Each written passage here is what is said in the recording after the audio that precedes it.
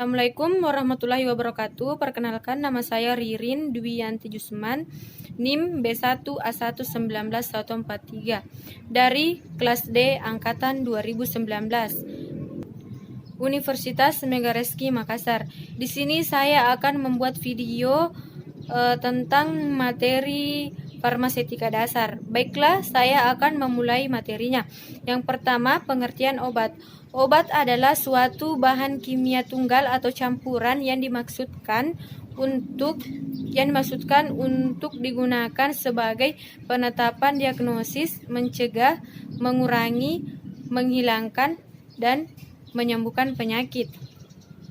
Pengelolaan resep terdiri dari yang pertama, resep yang telah dikerjakan dapat disimpan sesuai dengan nomor urut dan tanggalnya. Kemudian yang kedua, resep yang mengandung narkotika dapat dipisahkan dan digarisbawahi merah.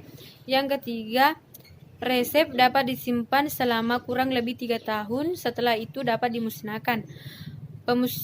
Kemudian yang keempat, pemusnahan resep dapat dilakukan sesuai dengan aturan yang berlaku. Kemudian ada penulisan obat dalam resep. Yang pertama, nama resmi obat, nama generik obat, dan nama paten obat. Kemudian ada macam-macam dosis. Dosis lazim, dosis toksis, dosis letal, dan dosis maksimum. Faktor-faktor yang mempengaruhi dosis. Yang pertama, faktor obat, cara pemberian obat, faktor penderita, kemudian interaksi obat. Interaksi obat dapat dibagi menjadi dua, yaitu efek positif dan efek negatif. Kemudian ada perbandingan dosis dewasa. Perbandingan usia dari 20 sampai 24 tahun. Perbandingan berat badan 70 kg. Perbandingan LPT 1,73 meter kuadrat.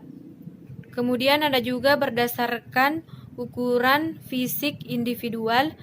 Yang pertama, berat badan anak dalam kilogram. Kemudian LPT anak cm kuadrat.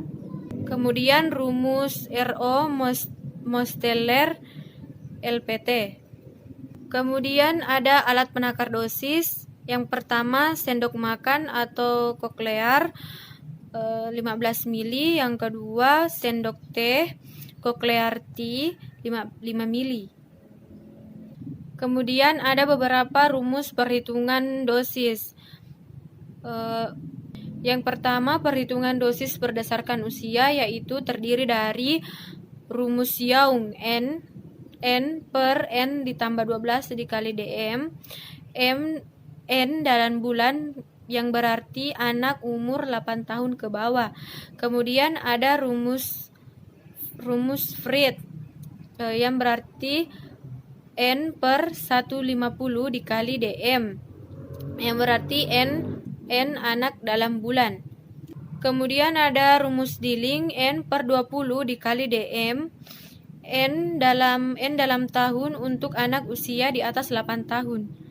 Kemudian rumus Clowing N per 24 dikali DM, N adalah usia dalam suatu tahun yang digenapkan ke atas. Kemudian ada perhitungan dosis berdasarkan berat badan, yaitu terdiri dari rumus Clark, bobot badan anak dalam pon per 150 dikali DM. Kemudian yang kedua, rumus Termich, bobot badan anak dalam kilogram per 70 dikali DM. Kemudian yang ketiga, rumus Black, bobot badan anak dalam kilogram per 62 dikali DM. Istilah-istilah obat terdiri dari obat jadi, yaitu sediaan atau panduan bahan obat yang siap untuk dipakai. Kemudian yang kedua ada obat tradisional, yaitu obat atau bahan obat ramuan yang berasal dari tumbuhan, hewan, dan mineral. Kemudian ada obat generik, yaitu obat yang sesuai dengan nama resmi. Kemudian ada obat paten. Obat paten yaitu obat penamaan sesuai dengan keinginan pabrik. Sediaan farmasi adalah obat, bahan obat, obat tradisional, dan sediaan kosmetika. Kemudian perbekalan farmasi adalah obat, obat, bahan obat, obat asli Indonesia, alat kesehatan, dan kosmetika. Tanpa ada resep dokter, pada penyerahan disertai informasi yang lengkap. Obat yang berdasarkan tujuan pemakaian dapat digolongkan menjadi 3. Obat yang pertama, obat yang bersikap spililaktif. Yang kedua, obat yang bersifat terapeutik. Dan yang ketiga, obat yang digunakan promotif. Berdasarkan cara atau jenis dapat digolongkan menjadi 2, yaitu yang pertama obat dalam dan yang kedua obat luar. Kemudian ada istilah-istilah kelarutan. Yang pertama, sangat mudah larut kurang dari 1 bagian. Kemudian mudah larut 1 sampai 10 bagian. Larut 10 sampai 30. Agak sukar larut 100 sampai 1000 bagian. Sukar larut 1000 bagian. Agak sukar larut 30 sampai 100 bagian. Sukar larut 100 sampai 1000 bagian. Sangat sukar larut 1000. Kemudian yang terakhir, praktis tidak larut lebih dari 10.000 bagian. Kemudian ada macam-macam suhu. Yang pertama, suhu dingin 8 derajat Celcius. Kemudian lemari pendingin suhunya antara 2 derajat Celcius dan 8 derajat Celcius. Kemudian sejuk adalah suhu antara 8 derajat Celcius dan 15 derajat Celcius. Suhu kamar adalah antara 15 derajat Celcius dan 30 derajat Celcius. Hangat adalah suhu antara 30 dan 40 derajat Celcius. Kemudian panas berlebih adalah suhu di atas 40 derajat Celcius. Langkah-langkah pengobatan harus berpedoman dalam peresepan yang rasional yang biasanya disebut dengan istilah 5T. Yang pertama tepat indikasi, yang kedua tepat dosis dan cara pemberian, yang ketiga tepat bentuk sediaan yang dipilih, dan yang terakhir tepat penderita. Resep narkotika adalah resep yang komposisinya yang mengandung obat yang tergolong narkotika menurut peraturan perundang-undangan. Penyimpanan obat yang mudah menguap atau terurai harus disimpan dalam wadah tertutup rapat.